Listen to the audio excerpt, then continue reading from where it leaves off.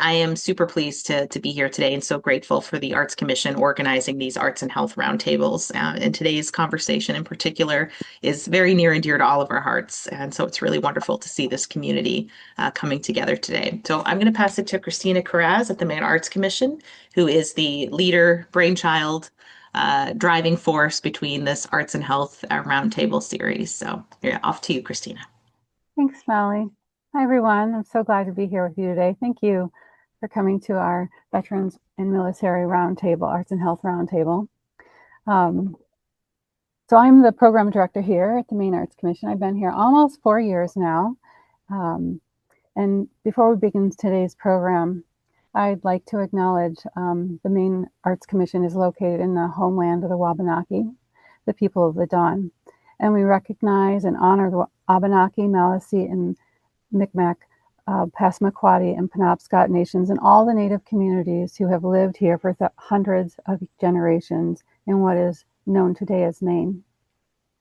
You may have noticed that the flags are flying half-mast today here in Maine in honor of veteran Charles Norman Shea, a revered elder, D-Day hero, and steadfast advocate for honoring Indigenous veterans.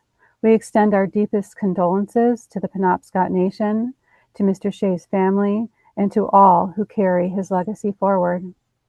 A Penobscot citizen from Indian Island, Shea's extraordinary courage on Omaha Beach, where he saved countless lives under fire, earned him the Silver Star, Bronze Stars, and global recognition. Yet he carried his service with humility, devoting the rest of his life to lifting up Indigenous veterans and ensuring their histories were neither forgotten nor overlooked.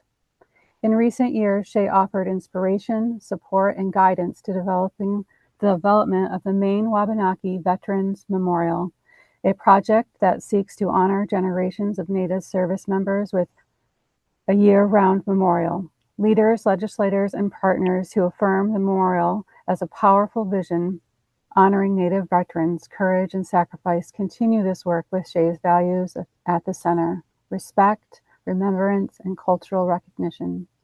Charles Shea's legacy reminds us that honoring veterans includes honoring the cultures, histories, and communities they carry with them. May his memory inspire the work we do, and may the Wabanaki Veterans Memorial carry his vision forward. May his story remain a guiding light for generations to come. I'd like to thank the members of the Arts and Health Committee Roundtable Planning, the Commission staff, and past and present board members whose dedication to arts and culture have made this roundtable and initiatives in arts and health possible. As a state art agency, we are funded through the National Endowment for the Arts and the Maine State Legislature, and the Maine Arts Commission works to spark creativity and connect people through the arts, celebrating Maine's cultural heritage and supports artistic expression in every corner of our state. Through partnerships, initiative, and advocacy and grants, we support artists, organizations, schools, and communities in making Maine a more creative and connected place to live. At the Maine Arts Commission, we know that creativity is a bridge that builds connections to place and to each other, helping to nurture healthy, vibrant communities. Research tells us that arts and culture are a prescription for the epidemic of loneliness and isolation and has a role to play in public health. For over a decade, the Maine Arts Commission has been exhibiting veterans' arts at the state capitol.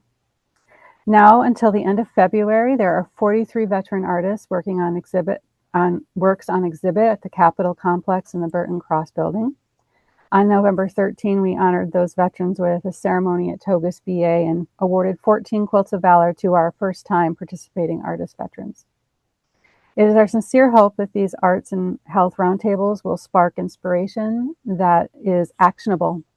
I have heard from so many of you about how excited you are to see these initiatives happening at the state level, and I have no doubt that we can do extraordinary things as we build community and foster good health for all of Maine's people through arts and culture. So one last thing before I turn it back to Molly to introduce our speakers. We encourage you to tell us where you're calling in from in the chat and to engage with the speakers through Q&A. And you can ask your questions right after they're done presenting, or you can save it until the very end of the call as well. You can put the question in the chat if you're too shy to speak on camera, or you can pop on camera as well. If you are curious about something, then please do reach out afterwards. I'm happy to have conversations about this and future initiatives in arts and health. And again, thank you all for being here. This wasn't possible without all of you. So thanks, Molly. Take it from here. Thank you, Christina. That was super moving. We like to kick these off with an artist because that's why we're here. We're here for the arts piece as much as the health piece, and we are incredibly honored to be joined by Ron Capps, who's going to ground us in the works of arts and health. So just to briefly summarize who Ron is for you, he's a memoirist, songwriter, and playwright. He's also a disabled combat veteran of the wars in Afghanistan and Iraq. And he's the founder of the Veterans Writing Project, which is a nonprofit that provides free writing workshops for veterans. His plays have been staged by community and regional theaters, colleges, and at U.S. and international festivals. His 2014 memoir, Seriously Not All Right, 5 Wars in 10 Years, was a finalist for the Books for a Better Life Award. Ron studied creative writing at Johns Hopkins and Fairfield and songwriting at Berklee College of Music. Welcome, Ron, and thank you so much for being here.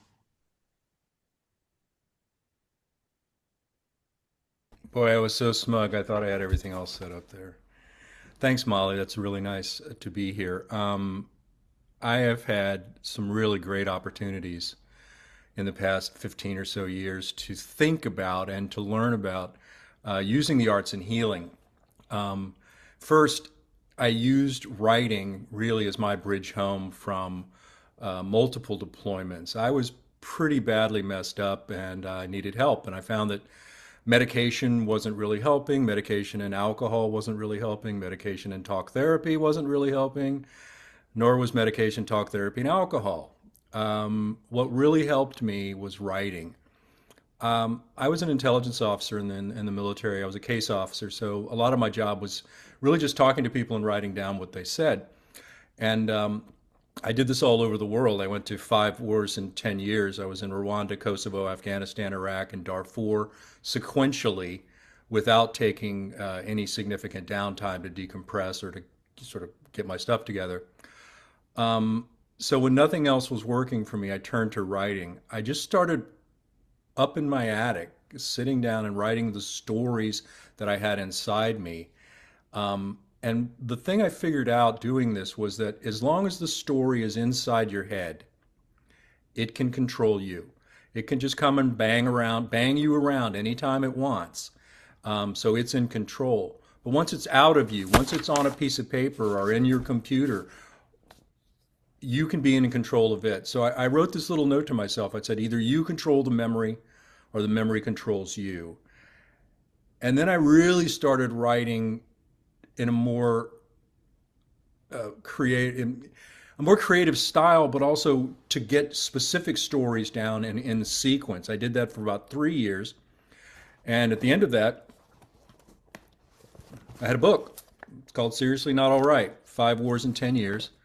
And that came out in 2014. That's how I came to understand and to think about writing or other forms of art as a way of healing.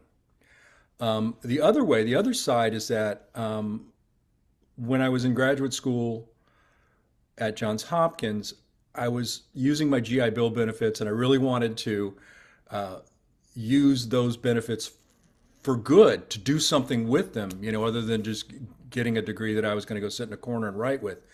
And the idea came to me to give away everything I'd learned. I was writing for Time magazine. I was writing for Foreign Policy. I was publishing books and essays. But I wanted to do something positive with this. So I created this organization called the Veterans Writing Project. We're about 15 years old now. And we have worked kind of all over the country, 26 different states. We've had 36 people come through our programs. For 7 of those years, we ran what's called an expressive writing workshop for active duty service members at the Defense Department's premier research and treatment facility for PTSD and traumatic brain injury, which is called NICO, the National Intrepid Center of Excellence. And as background, expressive writing is a term used by psychologists as a tool using writing as a way of controlling trauma. So I wrote a curriculum and we worked alongside a group of creative arts therapists to present this program. For those 7 years, we were on a series of grants from the National Endowment for the Arts. The program then was called Operation Homecoming, and now it's called Creative Forces. And I think Matt's going to talk about Creative Forces in a few minutes. Hi, Matt. Nice guitar collection, by the way. We should compare at some point. So just to close the loop here on my healing and my work by saying that I'm mostly home. I'm still on medication. My doc says I'll always be on medication. I go in and out of therapy when I feel I need to. I get my treatment up at Togus VA. On the creative side, after publishing Seriously Not All Right, I started writing songs. I had paid my way through college as a singer-songwriter, standing in corners singing songs to people while they drank. And I put out an EP in 2020. It's called Trying to Catch Amnesia. And maybe I could, it's not important. It's called Trying to Catch Amnesia. Some of the songs were picked up for distribution in Canada and in Europe. About 2 years later, I started writing plays. I wanted to take the ideas and the songs from Trying to Catch Amnesia and turn them into a play with songs, not so much a musical, but a play with songs. And I started writing, and just kept writing plays. It is incredibly hard. It is the hardest writing I've ever done, but I'm still at it. I've had some plays, I've had some luck. I've had some plays produced. I've had 2 plays in the Maine Playwrights Festival. One of my plays was a finalist for a Maine Literary Award last year. They've been produced different places around the country, around the world. So I'm at this because this is how I need to express myself. This is my creative side, but it is the tool I used to come home from 5 wars. And anyone can do this. Anyone can use creative arts as a tool, an arrow in the quiver to get yourself home. Or if you are a caregiver, a care provider, consider using the arts. And that can be 2-dimensional art, 3-dimensional art, music, dance, drama, writing. Any of these skills can be helpful, and maybe one will work. So that's my story. I speak from personal experience and professional work that in the right situations, really, and in the right hands, writing, music, theater, dance, all of these creative arts can be more than life changing. They can be life savers. And I mean that in every sense of the word. That's why the Veterans Writing Project exists. And I'm happy to take questions now or at the end. Thanks for inviting me, Christina and Molly.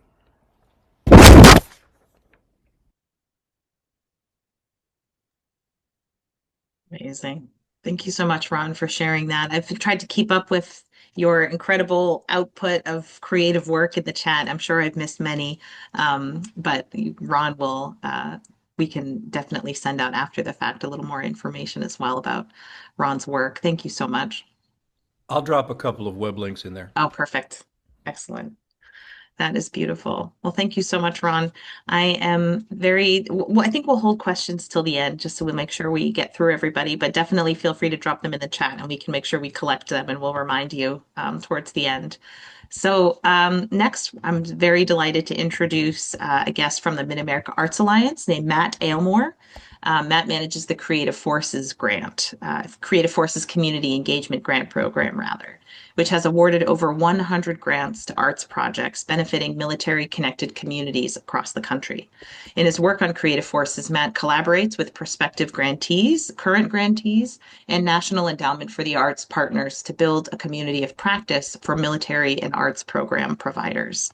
Welcome, Matt. So great to have you here. Well, thank you so much for having me, and I'm just very grateful to be here. First off, I'd like to start off with everything Ron just said. Yes, 100%. Thank you, Ron, for expressing everything you've accomplished and all the work and all the work that you're doing. My name is Matt Aelmore. I'm the grant program coordinator at Mid-America Arts Alliance, which is based in Kansas City, Missouri. I use he, him pronouns, and I'm speaking to you today from my remote apartment workspace in the Bronx in New York City. Today, I'll be providing a brief description of the Creative Forces Community Engagement Grant Program that MA is implementing in cooperation with the National Endowment for the Arts. This grant program aims to improve the health, well-being, and quality of life for military-connected populations by supporting community arts engagement projects. And the deadline to apply for this round of grants is coming up soon on January 15th of next year, in 2026. So I'll just get moving here. Before talking about the specifics of the grant program, allow me to introduce Creative Forces Initiative at Large, which started over a decade ago, as Ron mentioned. The Creative Forces NEA Military Healing Arts Network is an initiative of the National Endowment for the Arts in partnership with the U.S. Departments of Defense and Veterans Affairs that seeks to improve the health, well-being, and quality of life for military-connected populations. Creative Forces is managed in partnership with the Henry M. Jackson Foundation on the clinical side and Mid-America Arts Alliance on the community side. On the clinical side, Creative Forces places creative arts therapies at the core of patient-centered care at clinical sites throughout the country, mainly VA hospitals and DoD sites. And also telehealth services. And they are increasing access to community arts activities to benefit service members, veterans, and their families and caregivers. And since 2017, Creative Forces has invested in community arts engagement projects outside of the clinical program in order to advance the understanding of the benefits of arts programs for military-connected populations. Creative Forces supported community programs have involved a range of arts activities, including visual, written, and performing arts offered through single events, drop-in programs, and ongoing engagements led by artists and residents, teaching artists, or creative arts therapists. A huge variety, and I'll be providing a few examples at the end of my presentation. Okay, speaking of, allow me to delve into the details on the Creative Forces Community Engagement Grant Program in terms of organizational and project eligibility. Mid-America and NEA will be awarding probably around 50 awards next year. And these are one-to-one matching grants of up to $10,000 for emerging projects or up to $25,000 for advanced arts engagement projects that will start on or after July 1st of 2026 and end before June 30th of 2027. These grants are intended to support non-clinical arts engagement programs taking place in healthcare, community, or virtual settings. In addition to the award, all grantees also receive free one-on-one consulting with program evaluation experts, as well as cohort-based learning opportunities around program data collection, evaluation, analysis, and things along those sorts. Grantees will also participate in a broader network of organizations, like all of the other grantees, that meet regularly to discuss important topics, as well as annually at the NEA's offices in Washington, D.C. And we've seen a lot of wonderful connections grow from those networking opportunities. On the emerging side, the emerging grant tier is for the development and implementation of new or emerging arts engagement programs. This is for new, emerging, and small-scale projects for military communities. If this would definitely count for like a pilot project, if this is your first effort in connecting arts and military programming together. The maximum grant request for the emerging side is $10,000. On the advanced tier, provides support to organizations that are a little bit more established and programming that's a little bit more established. Applicants in this tier need to provide the details of the project in a little bit fuller context and the rationale for its design, evidence of military cultural competency and demonstrating that can be demonstrated by who your partners are, but also just demonstrating your connection to the community that you serve, and also an understanding of how the project activities are aligned with Creative Forces goals. The advanced tier grant request can range from $10,000 to $25,000, completed again during that 1 year period.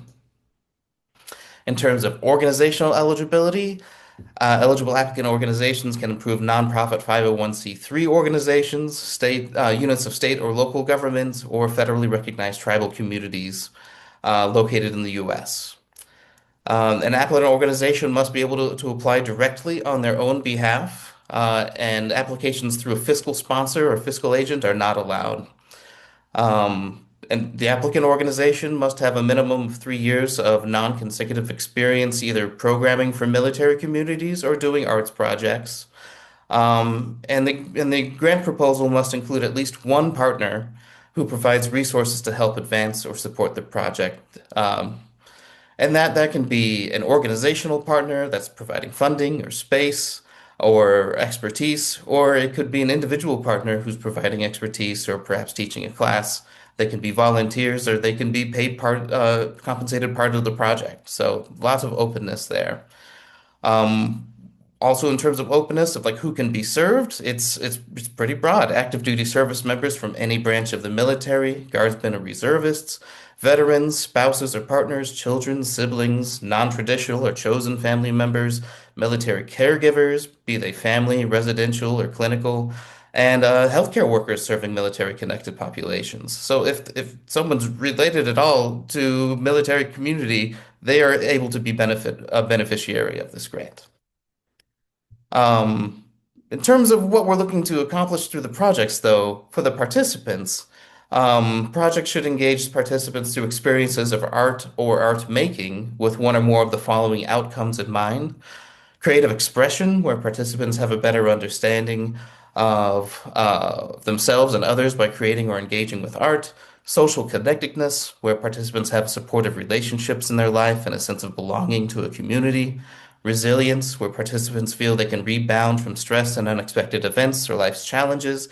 And independence and successful adaptation to civilian life, where participants have both an individual and a shared sense of purpose, as well as a positive self-worth that supports adapting and readjusting to civilian life.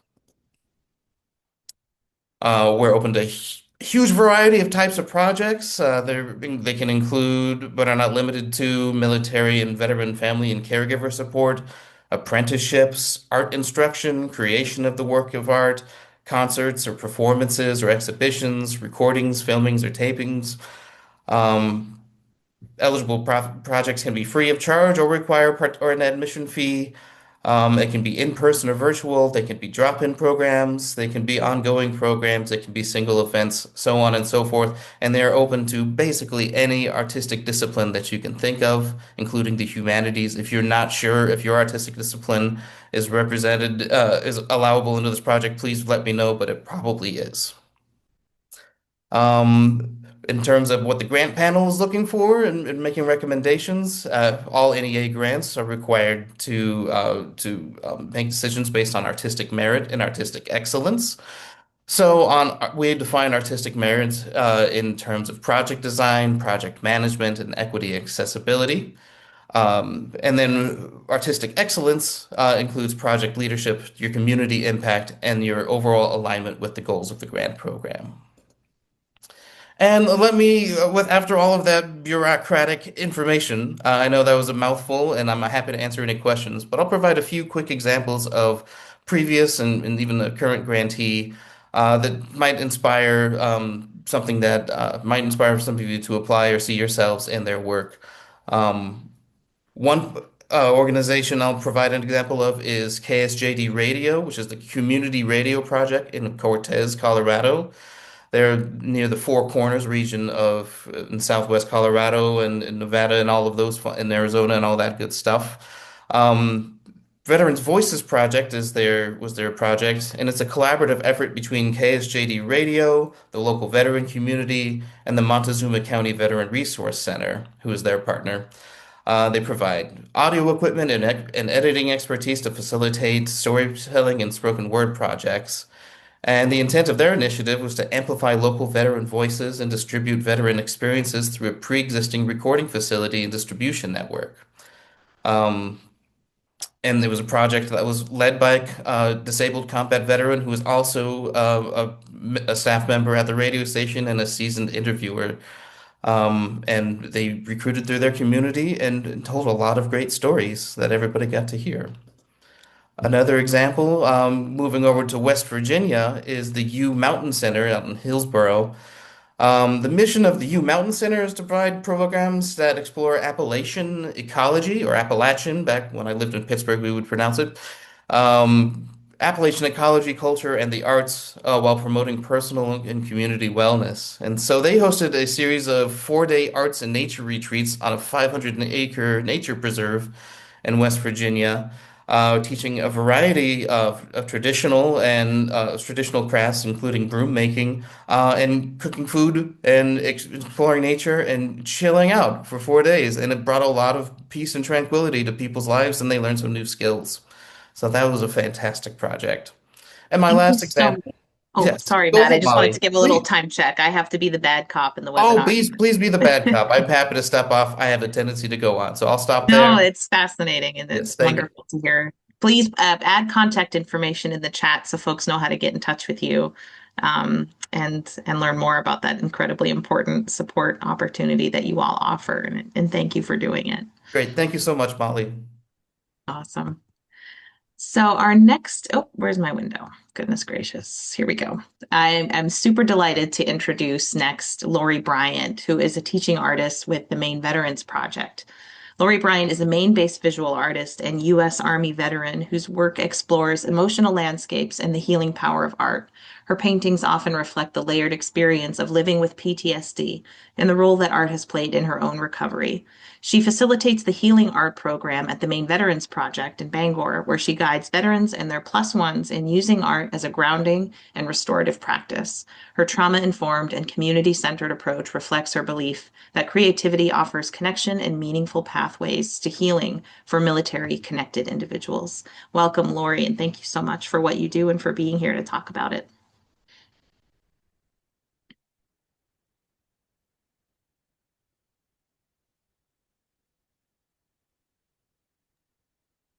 Thank you.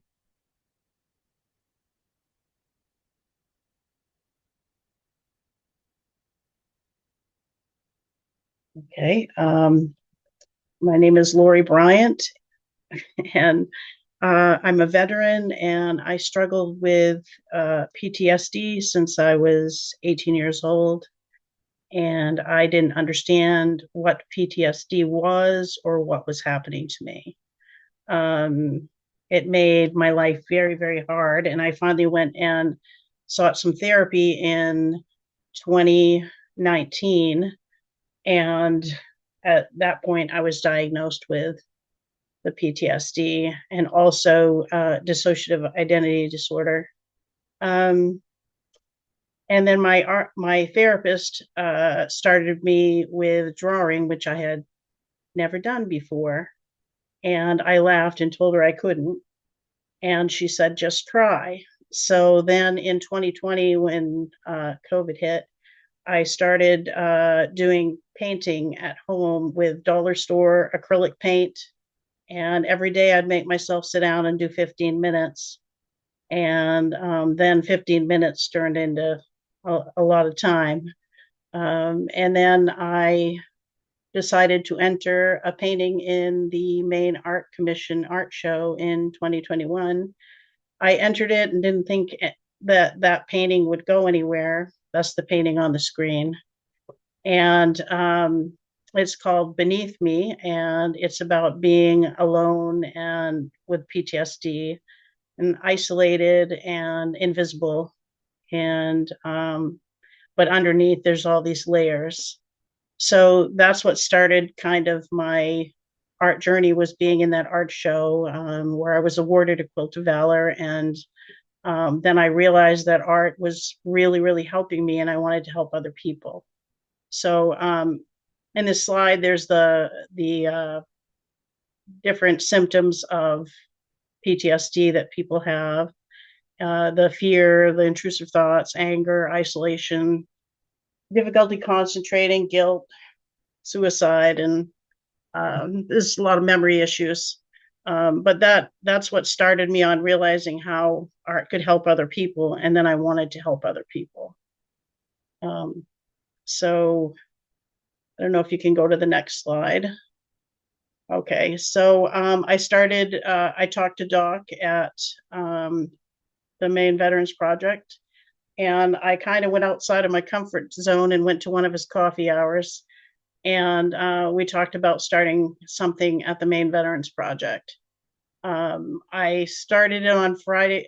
we do Friday nights because a lot of people probably don't know what to do with themselves in the evenings on a weekend, and people can get into some trouble if they have some issues. So it's Friday nights, and officially it's 6 to 8, but I usually don't leave until about 10. So people come in and we greet each other and talk about our weeks and whatever anyone wants to do. They choose an activity. There's a whole bunch of activities that are offered. There's paint pouring, there's acrylic painting, there's mixed media, there's adult coloring books for those that don't want to, get into the paint, watercolor, just whatever they want to do, because having a choice helps. So partway through, it gets really quiet. People stop talking. We do a little bit of music and take requests over a little speaker, but it gets real quiet because people are like they're in this meditative thing, doing their own thing. We're all in it together, but we're all doing our own little things. And then afterwards, we have snacks and drinks. We take pictures of the different art, and I post it on a public healing art with Lori group, and we do a lot of glow in the dark paint. We turn the lights off. We have these flashlights. We do a lot of fun stuff. These paintings right here were painted by a guy that did a few tours, and he said this paint group changed his life. He has a whole hallway set up with all of his glow in the dark paints. So if we could go to the next one, that would be great. Okay, so there's nonverbal ways to process trauma, and that's the visual arts, processing emotion. We're all like connected while we're in the group, but even though we're choosing to do whatever we choose to do, we're connecting, and it's a sense of community. People share things in there that they probably wouldn't normally share. And so it helps them toward healing. Also, the Maine Veterans Project offers this to veterans and their families, so they can bring like a family member with them, because leaving the house when you have PTSD can be kind of hard, and doing it with a family member makes it a lot easier for the veteran to participate. And also the family member is impacted by the veteran's PTSD. They're in it with them, so it's good for them to have that healing together and have that fun time together. So, and this painting right here is actually from a veteran that for the first time is in an art show, and it's with the Maine Art Commission this year. So if you could go to the next slide. Okay, so this is kind of like my philosophy. There's a lot of things that we can't control in this world, and life can be very hard. But we can choose what we do, what we put on canvas, who we hang out with. We can choose to go to the MVP art group on a Friday night. Choose to put our pain into art instead of holding it inside of our bodies. One thing about trauma is it gets stuck inside your body, and it can cause a lot of health issues and a lot of pain. So it's good to get it out there on the canvas, on the paper, on the stained glass. So this was made by a veteran that had just started doing stained glass and was going someplace else to do her projects because she didn't have all the materials. So I asked Doc if he could buy her a grinder. I said, I know you supply food, you supply art supplies for the group. I said, but this veteran's dream is to have her own studio and to work on that. And she she's got her own studio now, and she does amazing, amazing work. She's a veteran. She also has a son who is one of the 22, who is a veteran as well. And this group has helped her a lot, and she gives back to the group a lot.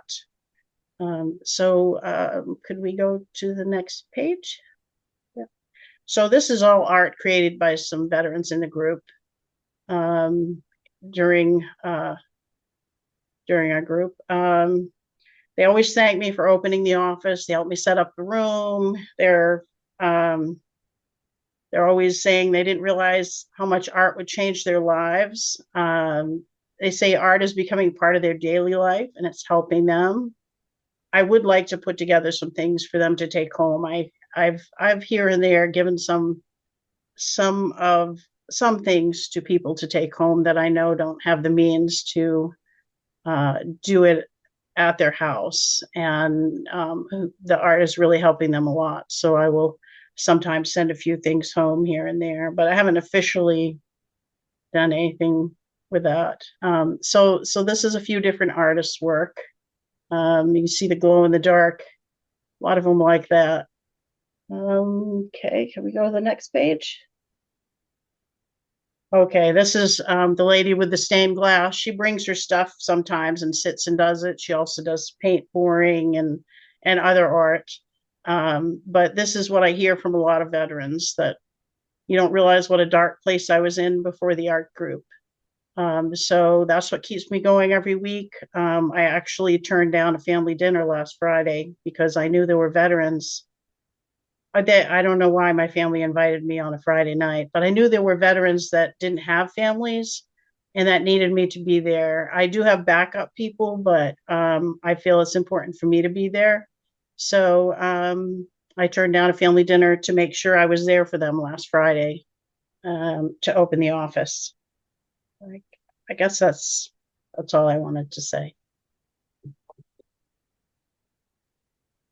Wow. Thank you so much, Lori. It's incredible what you do, truly. Thank you.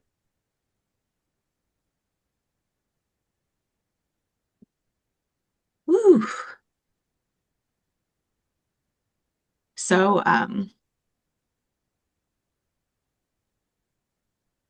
right, opening up my document here. So, very excited to introduce next Amber Walker, who is the Director of Psychological Health at the Air National Guard. She's a Maine-based artist, clinical social worker, and veteran. After earning her master's in social work from the University of New England, she served 10 years in the Air Force, and she continues her uniformed service today as the lead behavioral health officer in the Army National Guard. So welcome, Amber. Thank you so much. And I'm learning so much. I want to join Lori's group. Good morning, everyone. My presentation is only my opinion, doesn't reflect the organizations that I belong to. And you're going to learn what I'm so passionate about, which is expressive arts and working with the military and veteran community and weaving those two things together. Next, please. This is just what I'm going to cover today. The veterans in the audience will love this. This is the bluff. So some of them on here will remember those things that we talked about. Bottom line up front. Next. All right. So probably because I'm a therapist, I started at the beginning. As a brand new social worker, I was at Project Atrium. If anybody's familiar with Bangor's community mental health 20 years ago, there was a group for teenagers. It was a residential facility for teenagers that had struggles with mental health and substance abuse. And I worked in the adolescent female home, and I had no clue what I was doing. I'm not sure the girls even liked me. And I was like, I got to get creative. I've got to figure out how I'm going to do these groups with these girls. And I stumbled upon Sabrina Ward Harrison's book, Spilling Open. And it was moving. It was an explosion of color, and it was raw, and it was vulnerable. And I remember thinking, like, oh, could we do this in group? Could we make our own art journals? And so I brought it to the group, and that's the only group. The girls were sitting at the table waiting for me. So it was a huge hit, and I lost myself in it. It opened up a different door inside of myself, and I found my passion, and I have not stopped creating art journals since that time.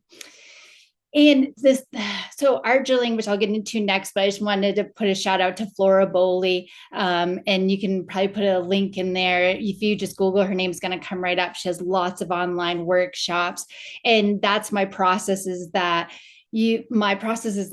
it's comes from internal, and I just go step by step. It's not anything that I sketch out. There's nothing I prepare when I do my art. I just sit down and let it flow. And Flora talks about trusting in yourself and just taking one step at a time and allowing yourself to go to the next step and lean into what's working in your painting.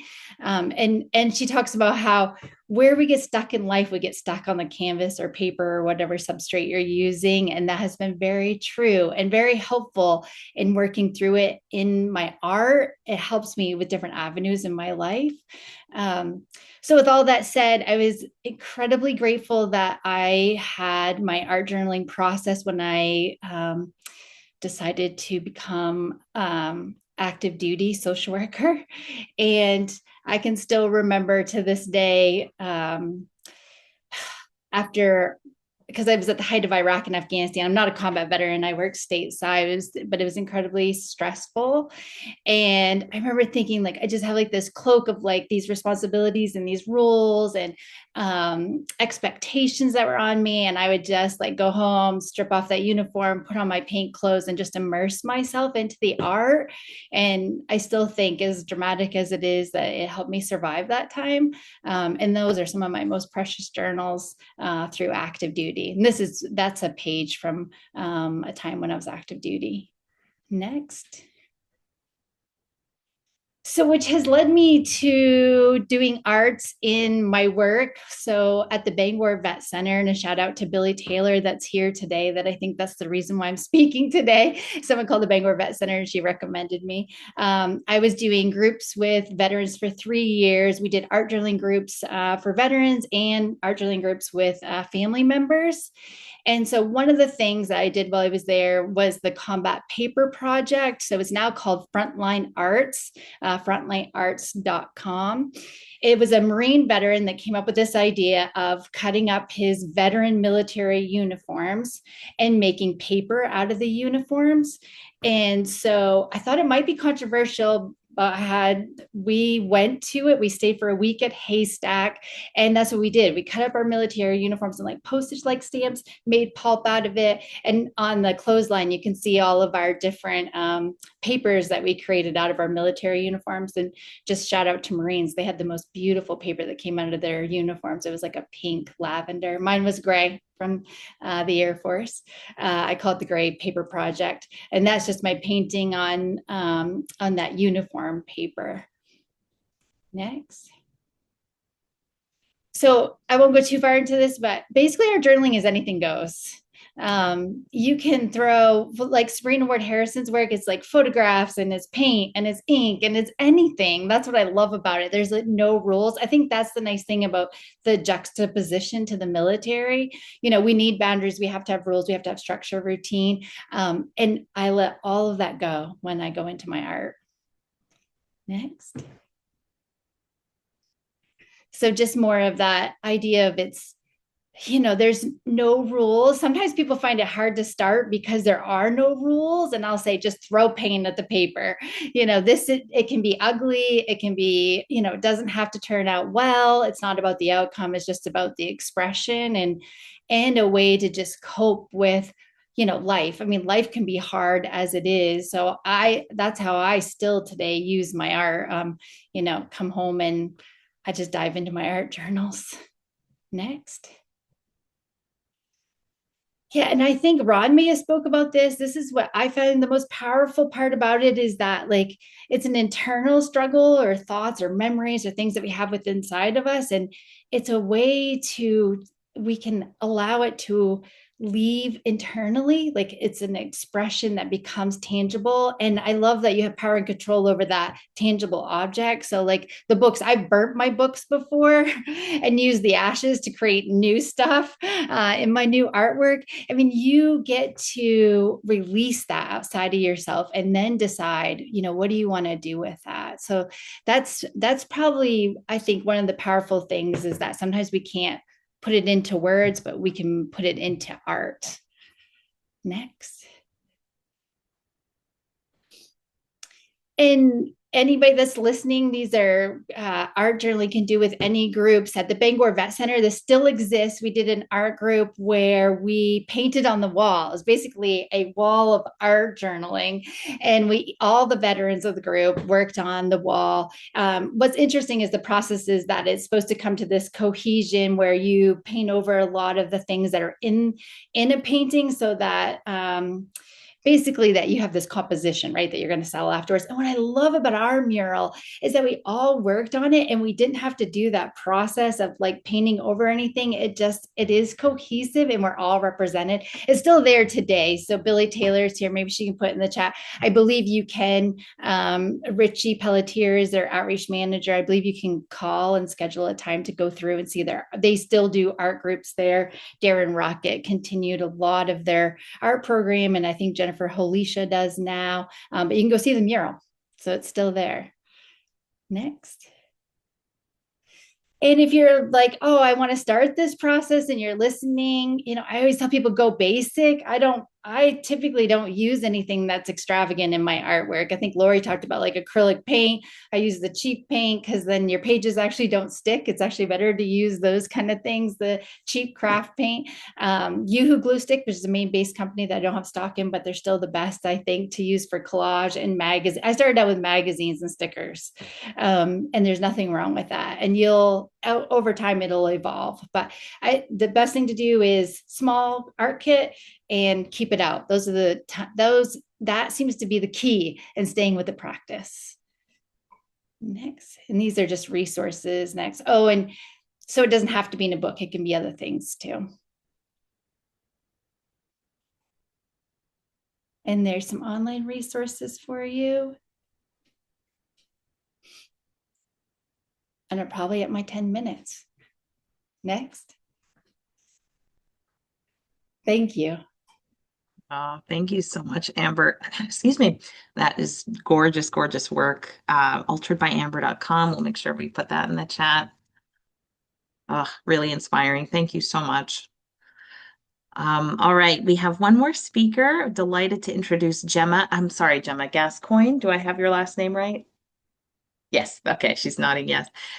Gemma Gascoigne has an absolutely incredible pottery studio in Monson. If you haven't been, you absolutely have to make the drive up. If you're not based in that area, it's well worth it.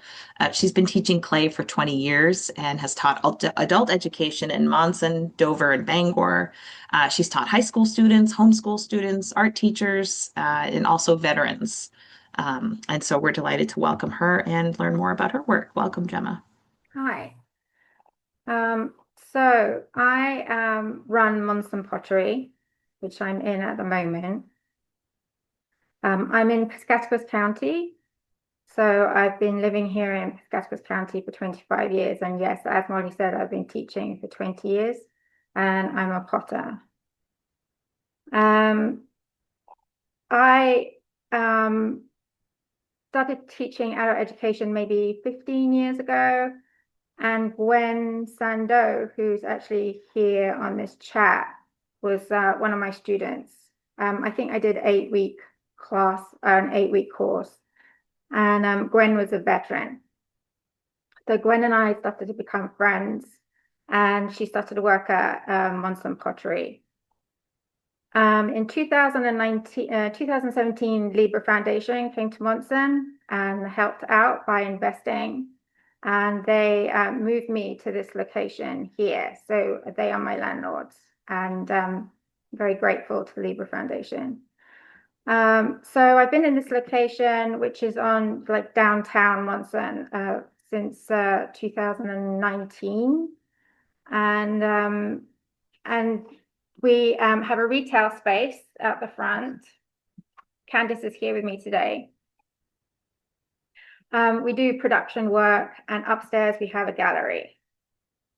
I am not a service member, but I have a spinal cord injury, so I've experienced trauma.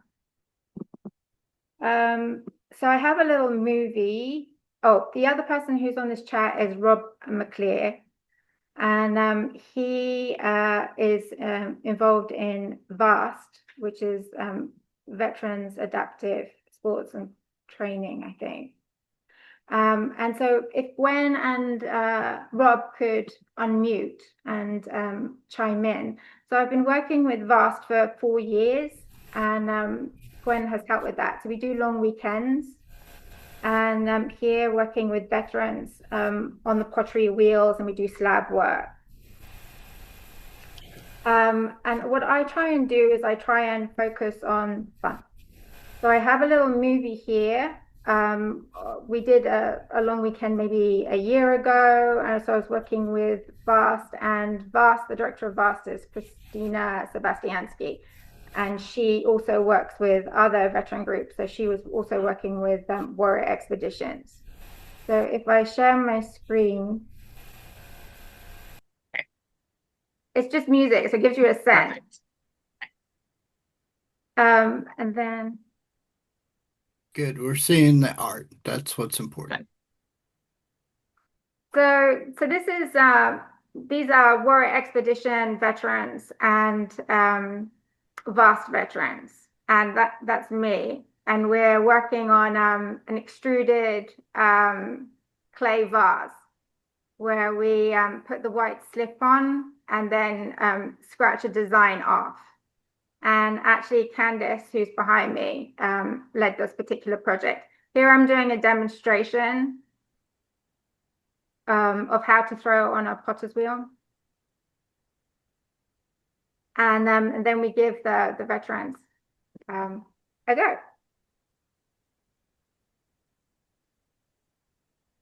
Yeah, there's John giving it the thumbs up. So John's been coming a couple of years running.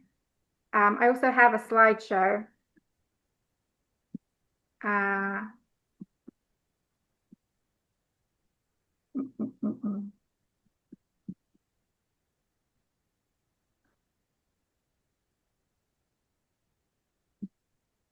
I'm trying to remember where the slideshow is.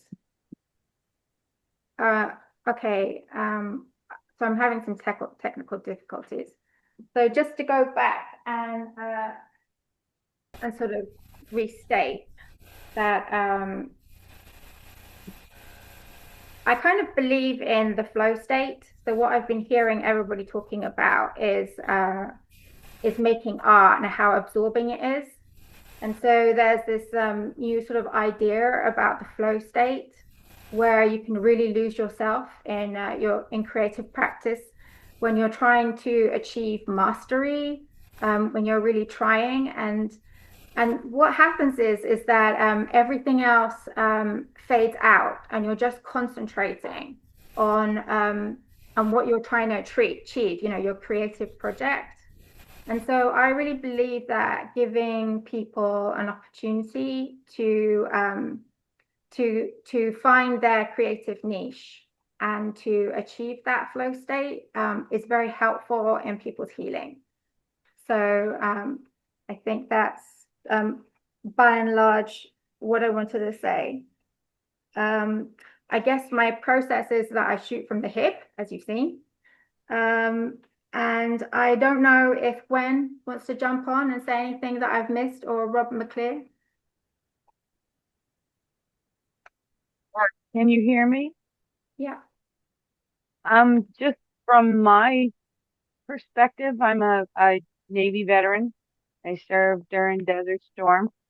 Coming out back to civilian life is a big adjustment because you're not surrounded by people who understand what you were doing anymore.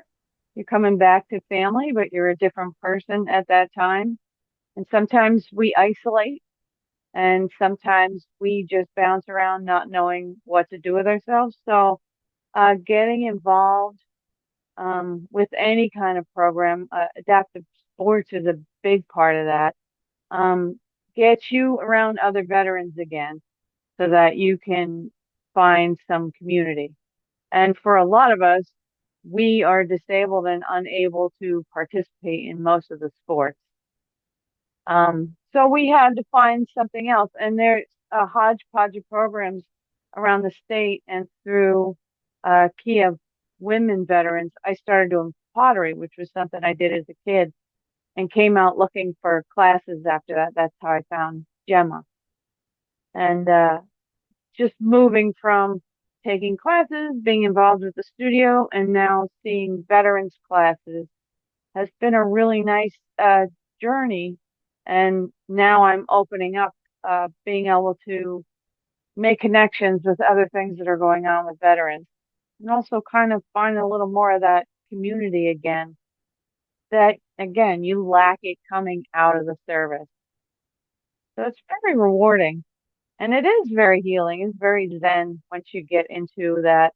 It's the only time people can get me to shut up is when I'm sitting in front of my pottery wheel. I found the slideshow. I don't know how many more minutes I've got left.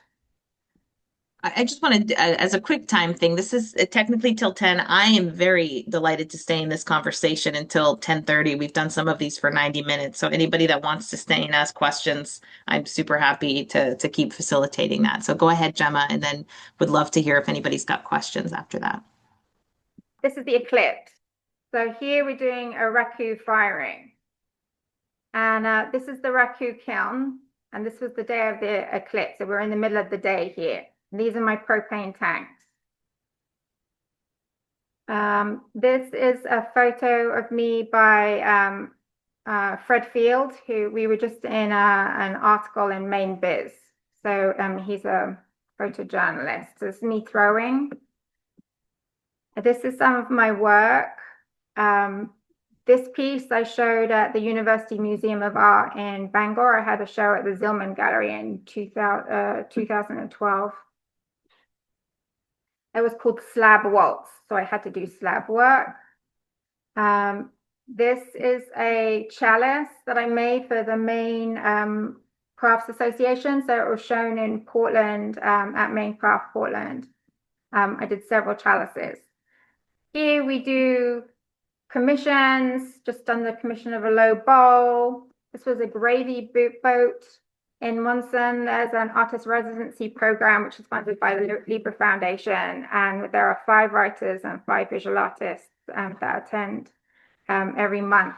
And this was one of the artists in January who was actually, I think she was a writer and she was from Lebanon.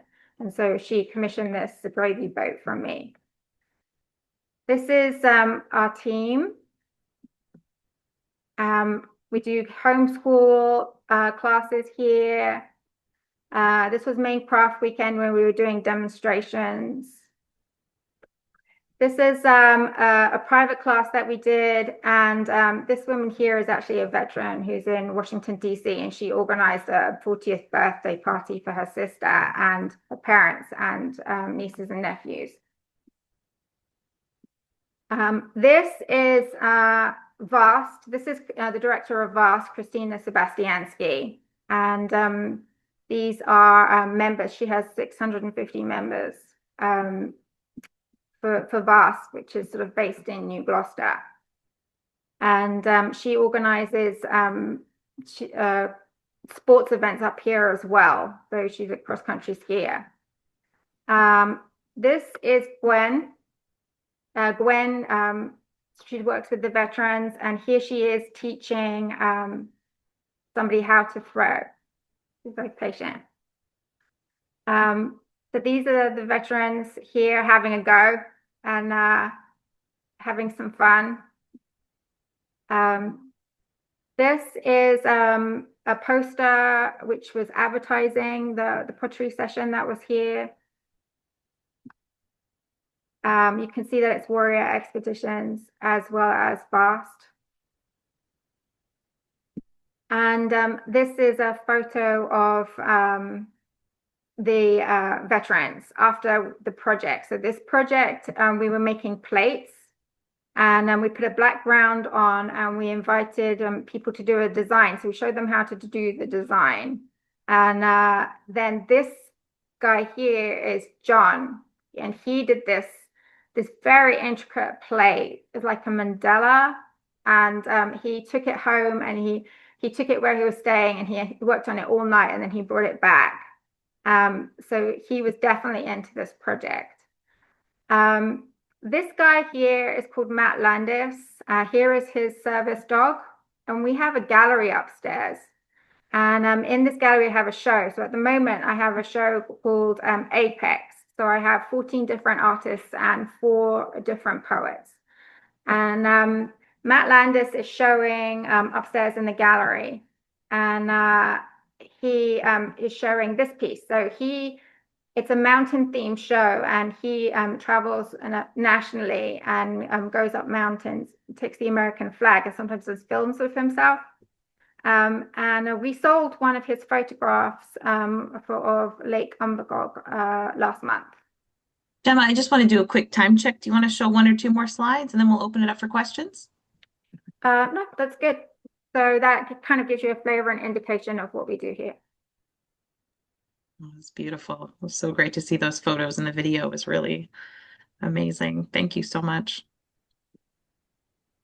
If you want to, you can stop the screen share, and then we'll just, go back to the big group. Welcome any questions that anybody has, either for a specific speaker or just in general, any of the above. Molly, I'd like to start us off with asking Matt about the Creative Forces grant. And I'm curious when applications need to be in, when they're due, and if you could share some of those details with us. Sure. The application is currently open and it closes on January 15th. So we've got a little over a month to get applications together and submitted. And in the meantime, if you decide to take a look at our application and read through our guidelines and you have any questions at all, you can always reach out to me and I'm happy to help answer any questions that you have. How do veterans find out about your programming? I have a daughter who came back from Afghanistan, and it was 15 years ago, so I know a lot's changed, but I'm just wondering how they're directing, because all they were told was if you need to check in with someone, just call. Bethesda was still open at the time. Just call Bethesda or Walter Reed. So she does live in Maine, and I'm just wondering, like, I don't think she really ever hears about the programming that's available. So I'm just wondering about that. Her role in Afghanistan was at the Role 3 base that was the nursing medical center.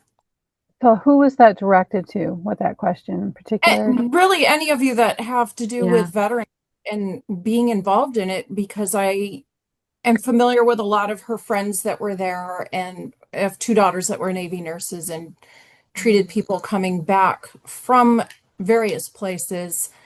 And I know personally what they went through with their jobs, but I don't really feel like we heard information or knew where to direct. Oddly enough, they both use art, though, as a relaxation method, so yay. But I'm just wondering, like, in my own path as a nurse, I do come across people who were active duty veterans in a variety of areas, and I'm just wondering, how do they find out? Because I don't know how to direct them, and I'm wondering how you get the word out, and if things have changed, which probably they have, but what are the changes and how do people access or learn about your programming for veterans? Amber, I saw you on mute. Did you want to take a crack at that? Yeah, sure. Thank you. And first of all, I hope you got my email. Feel free to reach out to me. I'm happy to provide any resources. We're very blessed in Maine and across the United States to have our vet centers. So our vet centers, and I know Billy's on here, if at all looking for counseling, and they have lots of other things. Like I know a couple of you have a lot of guitars in your room. They have guitars for vets and some of them, yoga, art, and it's a community for combat veterans and military sexual trauma. And they have opened it up to more reserve and guardsmen, but it's a great community that really supports one another. So those are your vet centers, and they're not just in Maine. I don't know if you want to say more to that, Billy, and then I can answer what we're doing now. Yeah, sure. I would just say that I think that there's more of an effort to try to get the word out there more efficiently when people are getting out of the service. They're working on that process because a lot of people come to us and they hadn't known that we existed. So hopefully that process will help. And then also we get a lot of referrals from folks like Amber over to the Air Force Base and from the VA. And the unique thing about the vet center, it's not just the art program. We also do individual family, couples counseling, whatever is most appropriate for meeting the veteran or service member's needs. But it's under the umbrella of the VA, but separate with our records. We're not a medical facility. We don't do diagnosing. So it was set up intentionally that way. Out of advocacy from the Vietnam era veterans to have something separate because they were not asking for help from the VA because they didn't trust the VA or the government. So the vet centers became a solution to that problem, and also is helpful for a lot of active duty or guardsmen too, to have feel like they have more privacy and confidentiality over here. So if you are interested in learning more about the Bangor Vet Center, our number is 947-3391. Just give us a holler. And as far as now, thank you, Billy. I knew you could answer that more thoroughly than I could. And it's completely free. So that's the other thing. There's no copays, nothing like that. You've earned that by being in the service. So I love that about the vet center. You just need your DD-214. But we do, I think it was Estelle that maybe asked that question. I have a full behavioral health team for the Maine Army National Guard, myself, 3 lieutenants and a specialist. And now we meet with members 3 to 4 times before they go out the door. Individually, we meet with every single service member. And when they return, we have set intervals that we're meeting with them. I want to say it's 4 times when they get back too. And in every interval that we're meeting with them, we're asking them, what do you need? How are you doing? What can we get you connected with? Because we're very aware that mental health is part of your physical health, and staying mission ready and staying healthy for yourself and family. So we're very aware of that being a priority for our service members. Experience, there's a lot of word of mouth here for finding out where programs are, and it is a little spotty. If your daughter is on Facebook, there is a group called Maine Women Veterans, and they will pass on every program they can find. If it's retreats, art programs, sports, any of it. And it's a little more word of mouth, but it's organized. And it includes everything, Project Healing Waters, everything like that. And we do find each other a lot easier on there. It's very casual. But you'll get a lot of information through there. I'd also like to just advocate for the Maine Arts Commission now has a resource page with veteran art resources. I'll put the link in the chat, and we're always adding more to it. I'm not sure if the women's group is on, the Facebook group is on there. If they're not, we'll go ahead and add that as well. So that is the one place you could go and look for more artist resources just for veterans. And I think I'd also like to just say that having had to navigate as a civilian the veteran system for my husband, who's a disabled veteran, it is very complicated. And so if you are feeling like you don't know where to go, that is completely normal. I would say that the vet centers are an incredible resource. They were life-saving for me and for my husband. I just cannot say enough. We went to Lewiston, and they really held our hands through the process. And there are people there that they really do care what they're doing, and they understand the complicated nature of healing and trauma and the resistance from veterans from receiving help. I would like just to honor that. I think that in my experience that veterans often are not willing to ask for help. So sometimes that could also be a reason why it's hard to find it. So people who are advocating like yourself, Stella, are essential for people to find what they need. So I applaud you for being on this call today and for asking that question. And also that's another reason why the Maine Arts Commission is doing a call roundtables like this, because we know that it can be hard for people to connect, and connecting is a great way to build community. Beth. I don't have a question, but I'm moved to just say thank you to first Maine Arts Commission, to Amy Hausman for saying yes, and for all the work you've done as a team, pulling partners in and getting these roundtables going. And then today for the presenters, I'm really quite emotional. My dad is a vet, and these programs are spectacular. So I just wanted to say a really deep, heartfelt thank you for all that you're doing in the field of trauma work and the arts, and how incredibly grateful I am and thankful to learn more about what's out there across Maine, and keep going.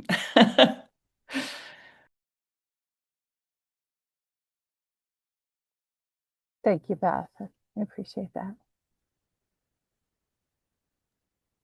I just want to tap you again. How do people get involved with the writing project? If you could just share that, just to refresh us with, we're getting some good links here and next steps. How do people get involved with the Veterans Writing Project?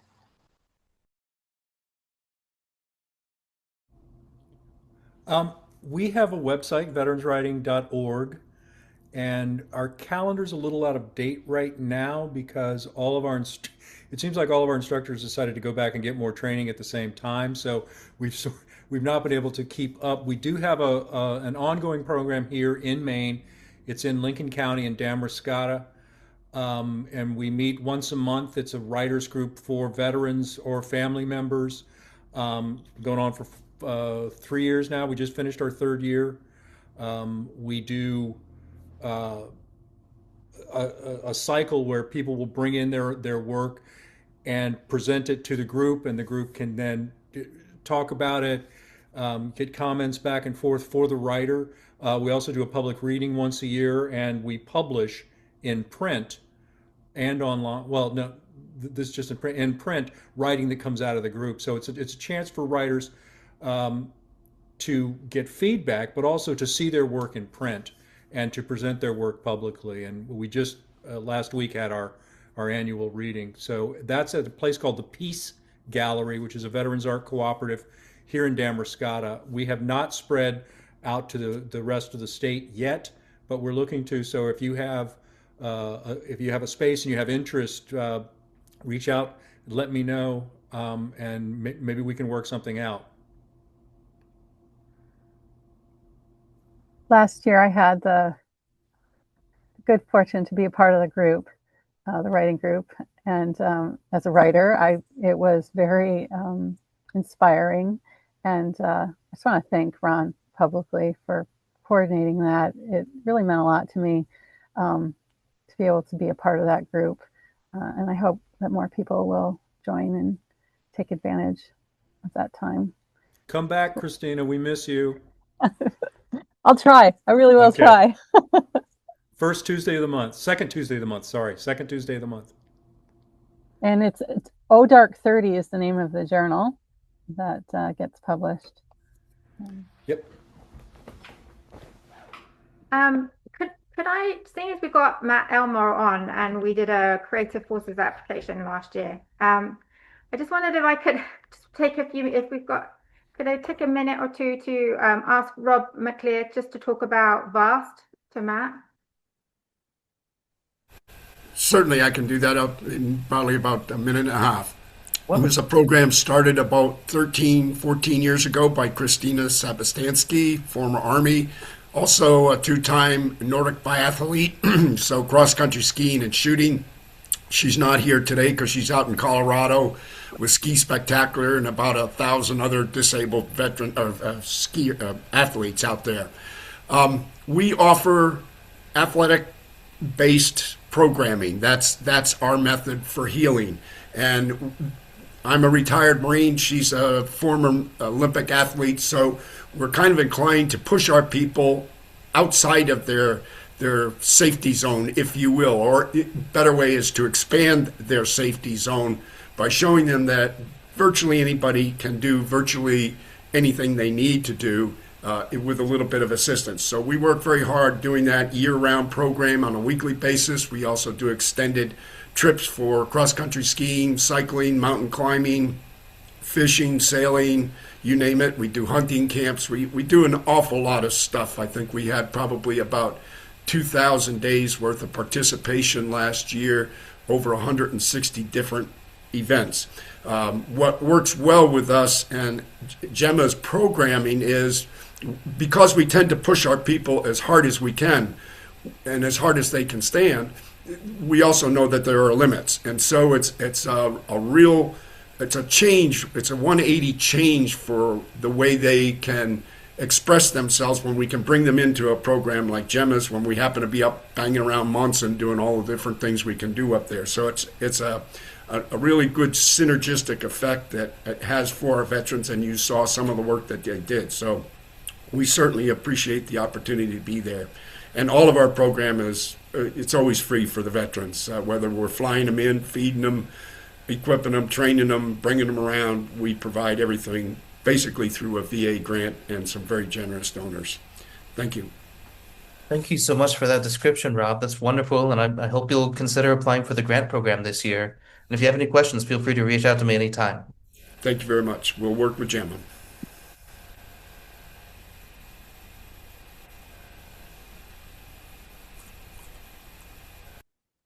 I've said this a few times, and I'm going to say it again. Maine is yet to receive Creative Forces funding. So if you have any inkling about wanting to create a program, please reach out to me, reach out to Matt. I'll get you connected. I'll review your grant for you. I'll give you some tips if I need to, help you edit it, whatever you need. We want to get arts programming going in the state of Maine for veterans, and we want Creative Forces to fund it. Thank you, Christina. I couldn't have said it better. That's perfect. Yes.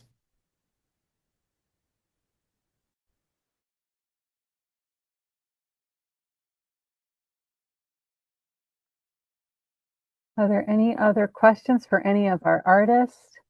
I was kind of curious, Amber, if you have your own studio.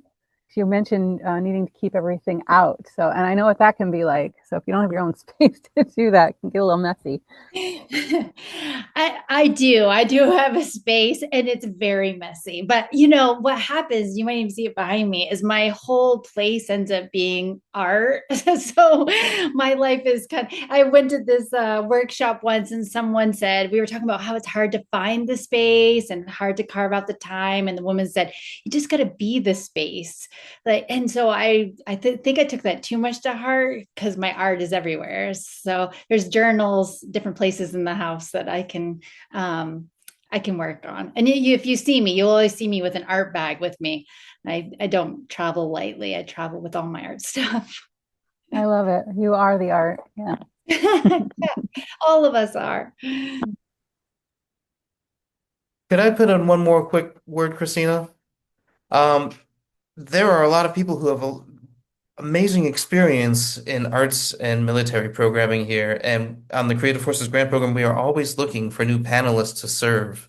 And you can serve on the grant panel even if you are tied to an application. We just have to make sure we don't have any conflicts of interest there. So I'm going to put in the chat here a link to the interest form for anyone wanting to serve as on the panel. And it does pay a little bit of money too. I think we've always paid $600.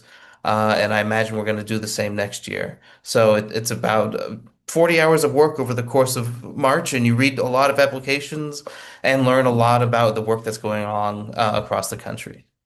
Matt, you probably just lost half of us because now we're all looking at that, rushing to sign up. It's a great You are all opportunity. welcome to sign up. We always need more names. We always need more expertise. So please consider it. As a grant funder, I highly encourage you to go do that. It's a wonderful way to learn about the grant itself, the criteria they're looking for. It's also a great way to make a little extra income because you can do it for more than just one organization, being a grant reviewer. We just have a couple minutes left. And Christina, can I put you on the spot to do a plug for next week's roundtable? Because I'm really excited, and like so much of next week has kind of come up organically in conversation today, and it's really a chance to continue acting on this. Yes. So next week on the 19th, same time, same place, we will be hosting a roundtable on social prescription, which is this concept that you could go to your physician, you could go to your doctor, and they could prescribe you an art class for your Parkinson's, maybe a dance class for your Parkinson's, or a nature-based activity, and it's paid through a third-party payer. The United Way of Southern Maine will be there in conversation with Art Pharmacy, which is an organization that provides this service to other states already. The United Way of Southern Maine is looking to pilot a program and bring Art Pharmacy to Maine, and they're going to talk a little bit about that and the history of social prescribing. And it comes from Europe. Europe's been doing it for over a decade now. It's embedded in their healthcare model. And also the Mass Cultural Council will be with us as well, because Massachusetts has already launched an Art Pharmacy social prescribing program. So they're going to talk about some of the successes they've had and also some of the challenges they've had. So it'd be great to have you join us on those calls if you're interested in learning more about social prescribing. Of course, wouldn't it be great to have a pilot program for veterans that was a social prescribing based program that the VA, helps to support and supplement. So many possibilities.